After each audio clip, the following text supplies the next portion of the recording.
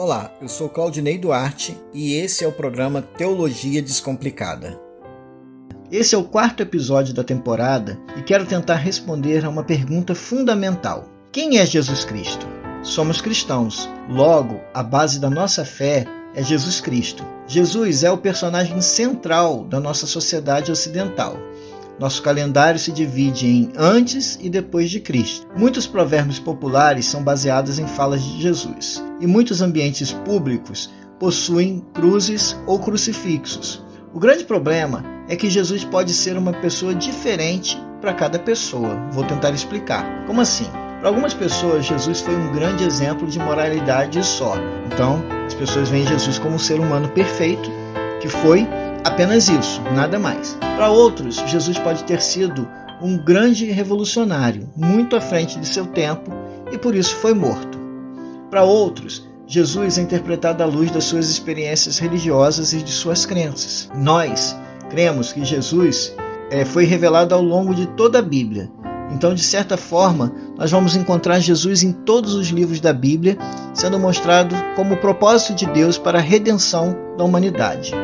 Em João capítulo 1, versículos 2 e 3, está escrito: Ele estava no princípio com Deus, todas as coisas foram feitas por Ele, e sem Ele, nada do que foi feito se fez. Então, Ele é o princípio de todas as coisas. Hebreus 9, 11 a 15 vai revelar que Ele é o nosso sumo sacerdote perfeito. Está escrito assim: Por um maior e mais perfeito tabernáculo, não feito por homens, isso é, não desta criação, nem por sangue de bodes e bezerros, mas por seu próprio sangue, entrou uma vez no santuário, havendo efetuado uma eterna redenção. Porque se o sangue de touros e bodes e a cinza de uma novilha esparzida sobre os imundos os santifica, quanto mais a purificação da carne e quanto mais o sangue de Cristo, que pelo Espírito Eterno se ofereceu a si mesmo, imaculado a Deus, purificará as vossas consciências das obras mortas, para servirdes ao Deus vivo. E é por isso mediador de um novo testamento, para que, intervindo a morte para a remissão das transgressões que havia debaixo do primeiro testamento,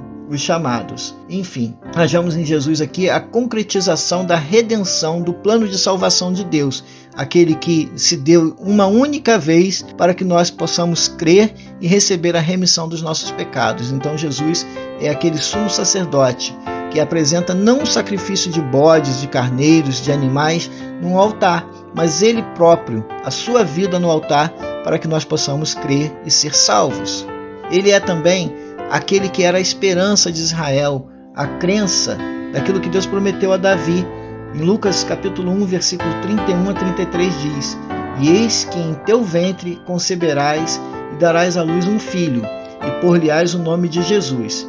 E este será grande e será chamado Filho do Altíssimo. E o Senhor Deus lhe dará o trono de Davi seu pai, e reinará eternamente na casa de Jacó, e o seu reino não terá fim. Então essa é a nossa esperança, de um reino de Deus eterno, que nunca vai acabar. Um reino de paz, alegria, justiça e com a presença de Deus para sempre em nossas vidas. Então ele será esse rei, que reinará para todo sempre. Ele também é o Pai da eternidade e o Príncipe da paz. Isaías 9,6 profetizou: Porque um menino nos nasceu, um filho se nos deu, e o principado está sobre os seus ombros, e se chamará o seu nome Maravilhoso, Conselheiro, Deus Forte, Pai da eternidade e Príncipe da paz.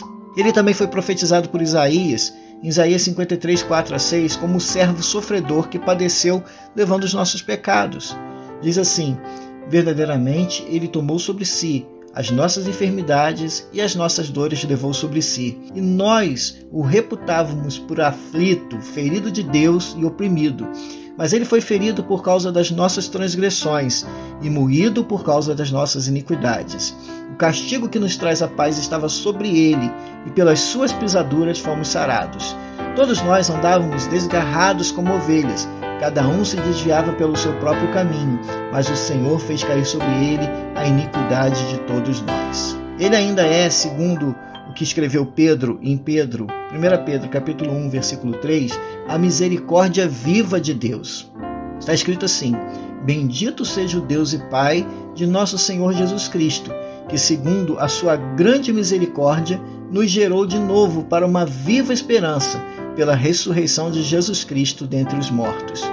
Então a nossa esperança é que, da mesma forma que Cristo ressuscitou dentre os mortos, um dia nós que cremos em Jesus possamos ressuscitar para a vida eterna. Não ressuscitar como aqueles que foram ressuscitados, como Lázaro ou outros na Bíblia, que morreram novamente, mas uma ressurreição para todo sempre, para estar na presença de Deus. Ele ainda é a perfeita justiça de Deus. Romanos capítulo 3, versículos 20 a 24. Por isso, nenhuma carne será justificada diante dele pelas obras da lei, porque pela lei vem o conhecimento do pecado, mas agora se manifestou sem a lei a justiça de Deus, tendo o testemunho da lei e dos profetas.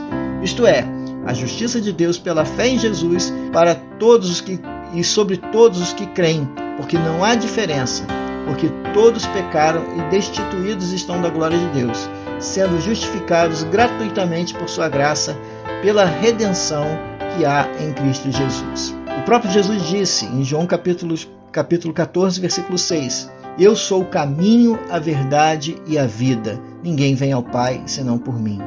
Ele ainda disse que ele é o bom pastor, o pão vivo que desceu do céu, a videira verdadeira. João capítulo 10, versículos 14 e 15. Eu sou o bom pastor e conheço as minhas ovelhas, e das minhas sou conhecido. Assim como o Pai me conhece a mim, também eu conheço o Pai e dou a minha vida pelas minhas ovelhas.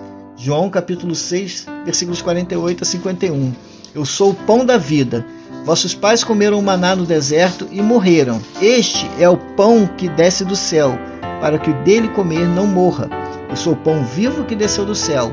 Se alguém comer desse pão, viverá para sempre. O pão que eu der é a minha carne, que eu darei pela vida do mundo. João 15, versículos 1 a 2. Eu sou a videira verdadeira e o meu pai é o agricultor. Toda vara que não dá fruto atira e limpa, toda aquela que dá fruto, para que dê mais fruto ainda. Paulo ainda registrou em Colossenses capítulo 1, versículos 18 a 20. Ele é a cabeça do corpo, que é a igreja. Ele é o princípio supremo sobre todos os que ressuscitam dos mortos. Portanto, ele é o primeiro em tudo, pois foi do agrado do Pai que toda a plenitude habitasse no Filho, e por meio dele o Pai reconciliou consigo todas as coisas. Por meio do sangue do Filho na cruz, o Pai fez as pazes com todas as coisas, tanto no céu como na terra. Ainda está registrado em Atos que ele é a pedra rejeitada que se tornou a pedra angular, a principal. Está escrito assim: ele é a pedra que foi rejeitada por vós, os edificadores, a qual foi posta por cabeça de esquina.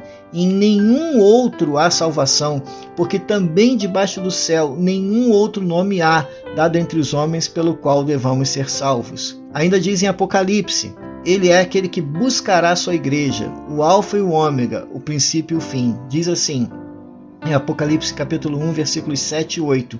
Eis que vem com as nuvens, e todo olho o verá, até os mesmos que o transpassaram, e todas as tribos da terra se lamentarão sobre ele. Sim, amém. Eu sou o alfa, o ômega, o princípio e o fim, diz o Senhor, o que é, o que era e o que há de vir, o Todo-Poderoso. Ele também, Paulo registrou que é o único mediador entre Deus e os homens. Está escrito assim em 1 Timóteo capítulo 2, versículos 5 e 6. Porque há um só Deus e um só mediador entre Deus e os homens, Jesus Cristo, o homem, o qual se deu a si mesmo em preço de redenção por todos, para servir de testemunho a seu tempo. Ele ainda é o autor e consumador da nossa fé. Hebreus 12 a 2, versículo 2. Olhando para Jesus, autor e consumador da fé, o qual pelo gozo que lhe estava proposto suportou a cruz, desprezando a afronta, e assentou-se à destra do trono de Deus. Ele ainda é o nosso grande Senhor, Deus e Salvador. Paulo, registrando a Tito, disse no capítulo 2, versículos 13 a 14: enquanto aguardamos a bendita esperança, a gloriosa manifestação de nosso grande Deus e Salvador Jesus Cristo. Ele se entregou por nós, a fim de nos remir de toda maldade e purificar para si mesmo um povo particularmente seu, dedicado à prática das boas obras.